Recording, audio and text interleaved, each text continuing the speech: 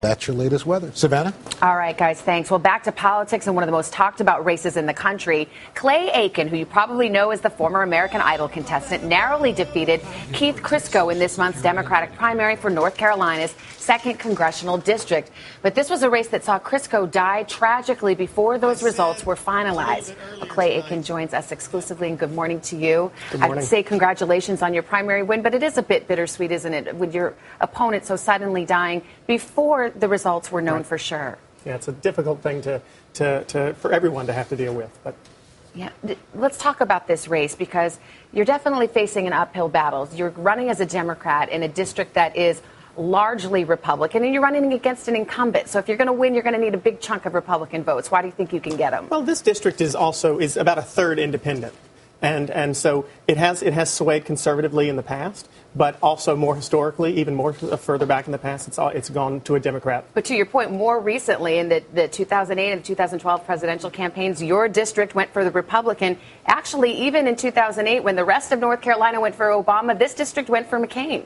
It did, but I think people are tired of partisan politics. You know, you've got everyone who votes because people in the media talk about R&D, but people at home, they don't talk about party. They talk about the things that are important to them. Well, let's talk about sort of the other elephant in the room, which is, of course, your celebrity. A lot of people know you as the former American Idol contestant. Is this a blessing or a curse in your race? It's both. You know, we have to get people to see me in a different light, getting the opportunity to talk to people and talk about the issues that are affecting them and talk about what I want to do and how I want to help people. Gets people to see me in a different light. It's a blessing in the fact that it gets me in the room, but I have to overcome the fact that people see me in one way and not the other. Your opponent, Renee Elmers, took a swipe at you, said apparently his performing career isn't going well and he's bored. I mean, do you have to fight to make the political classes take you seriously? Of course. You know, I'm not naive to the fact that this is a challenge that I have to overcome. It's a mountain to climb, but we've had quite a bit of success thus far over the past 3 months in climbing it, and we'll continue to do that over the next 6. Let's talk about some of the issues in your district. As you well know, Fort Bragg is in your district. Your brother served 2 tours of duty in Iraq. I'm sure you're following what's happening with the scandal at the Veterans Administration and delays in treatment for vets. Do you think Eric Shinseki, the Secretary of Veterans Affairs, should resign? I don't know, but I mean, you know, I think we have a lot of people who are making decisions without being in the room. I'm not going to be one of those folks who wasn't in the hearings and hasn't paid attention to those details and wasn't privy to that stuff and making decisions for that. But I will say we've got to do a better job of funding the VA. We've got to do a better job of organizing the VA. I think the VA should be possibly not in the health care business so much as in the veterans care business and taking care of the needs of veterans. The veterans unemployment rate is 11%, 4 points higher than the rest of the population.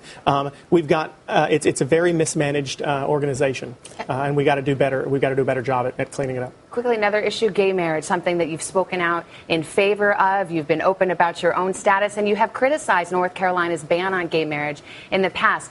But for observers of your race, it seems you're downplaying this in this particular campaign. Is that a fair assessment? I don't know that we're necessarily particularly specifically downplaying anything. You know, we're upplaying the things that are affecting people's lives. The fact that students are coming out of college with average of $29,000 worth of debt. The fact that the unemployment rate is not lowering, it's not going down as fast as it should be. Veterans affairs, education in general. We're talking about the things that are affecting people's lives, and that's not necessarily one of them. Clay Aiken, thank you for being here. By the way, what's tougher, politics or a nationally televised singing competition? Politics. Okay. Oh, no. You answered that one quickly. Nice to have you here. Thank you. Very much.